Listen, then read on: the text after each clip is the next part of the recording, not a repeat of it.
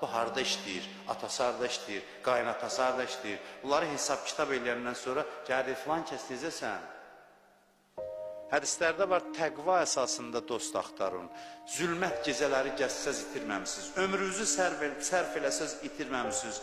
Ondan sonra buyurur sözə baxın, deyir, Peyğəmbər və imamı tapdıqdan sonra insan təqvalı dostdan daha üstün şey tapa bilməz. Adamlar dostu olsun, sevgisin bir-birindən əsirgəməsin, özü də axıra qədər. Görürsünüz nə deyir? Deyir ki, dəfn mərasiminə gedin. Dostluq bitmir bax hələ. Dəfn mərasimində 40 mömin bir nəfər haqqında desə ki, ilahi mən bunu yaxşı adam kimi tanıyıram, 40 mömin.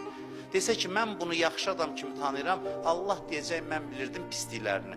Amma siz dediniz, qəbul elədim, göz yumdum pisliklərini. Mən də yaxşı adam kimi qəbul elədim. 40 mömin desə. Dostluq belədir. Nicat verirsən, axirət əzabından. Şəhadətinlə. Şəhadət verirəm ki, mən bundan pisliyi görməmişəm. Görmüsənsə də denən ki, görməmişəm. Bu yalan sayılmır. Yəni, mən pislik saymıram onu. O mənada. Denən ki, mən bundan şəhidlərə son günlər çox qılıram. Cənazə namazı təkrarlanır o söz. Allahümmə inna la na'lamu minhu illa xeyra.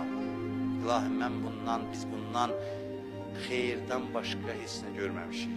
40 nəfər belə desə, Allah deyir ki, mən də xeyirdən başqa heç nə görməmişim. Görüb, Allah 100 dənə günah görüb bundan.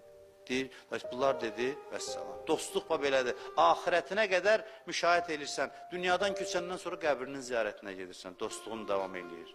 Nəsə hədiyə edirsən, yad edirsən bayramlarda, başqa günlərdə. Davam elə dostluğu. Səmimi münasibət olsun.